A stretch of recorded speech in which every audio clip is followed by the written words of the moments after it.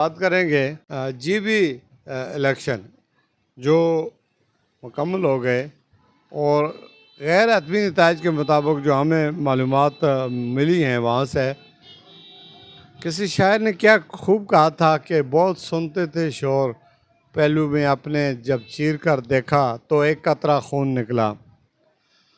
मुस्लिम league नून बहुत ज़्यादा दावे कर रही थी कि हम वहाँ से स्वीप करेंगे और अपनी हुकूमत बनाएंगे और हम जीत जाएंगे।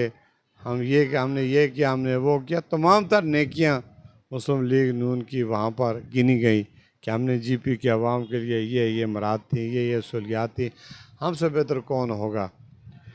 कैप्टन मोहम्मद सफ्तर साहब ने वहाँ पर डेरे डाले रहे, जितना अरसा भी वहाँ पर कैंपेन रही।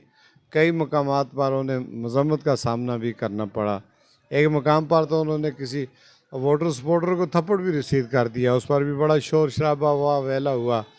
गालबन आज़ाद ज़राए ये कह रहे हैं कि मुस्लिम लीग नून की वहाँ पर जो शिकस्त हुई है उसकी दो वजूहत देखने में आई हैं। एक तो ये कि महंगाई का रोना रो बहुत ज़्यादा है, चूँकि महंगाई पूरे मुल्क में है और मुस्लिम लीग नून की हुकूमत है मरकज़ में, इसके असरात भी पड़े होंगे। और दूसरा बात लोग कह रहे हैं कि कैप्टन साहब ने किसी को थप्पड़ रसीद किया था, शायद उसके असरात भी या समरात सामने आए हों। बहरहाल मुस्लिम लीग नून ने इस वक्त तक की जो मालूमात है गैर हतमी हतमी ये नहीं है, अभी हतमी फैसले आने बाकी हैं। 6 नशस्तें मुस्लिम लीग नून ने हासिल की हैं और जो कैप्टन साहब नकलें उतारा करता था कि ये बाई बाई बाई, कभी किसी की नकलें नहीं उतारनी चाहिए। वो कह रहा था ये उन्होंने पीपल्स पार्टी की बहुत ज़्यादा नकलें उतारी तो उन्होंने उसके सिले में 10 सीटें हासिल की। तो आज़ाद जो जीते हैं वो उनकी तादाद 5 बताई जाती है और 2 तहरीक इंसाफ के जिन पर सख्त पाबंदी थी और वो भी 2 सीटें हासिल करने में कामयाब हो गए। एक सीट है मजलिस वहदतुल मुस्लिमीन की।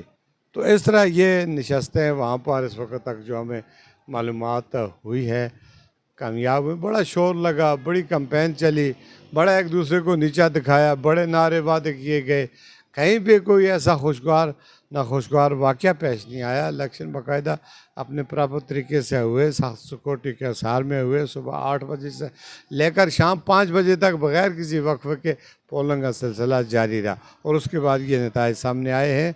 अगर मुस्लिम लीग नून ने वहाँ पर अपना जो पता खेला था, मियाँ नवाज शरीफ साहब ने वहाँ पर जो बहुत ज़्यादा उम्मीदें बांध रखी थी, तो उनको उनके जो रिज़ल्ट मिले हैं अब वो इसका मुआवजा कर लें पूरे मुल्क के साथ। क्या जनरल इलेक्शन अगर मुल्क भर में हो तो मुस्लिम लीग नून उसमें कितनी पोजीशन लेने में कामयाब होगी, ये तो आने वाला वक्त ही बताएगा। बहरहाल ये एक बात क्लियर है कि तहरीक इंसाफ को बिल्कुल वहाँ पर दीवार के साथ लगाया गया, ना तो उनको खुलकर झंडा इस्तेमाल करने दिया गया और ना उनके वर्गों को खुलकर कैंपेन होने दी, क्योंकि वो जो जीते हैं वो जीत गए, बाकी उन्हें कोई खुलकर हमायत वगैरह वहाँ से नहीं मिली। बहरहाल मेरी दुआ है कि ये एक दूसरे के रिज़ल्ट को कबूल करें।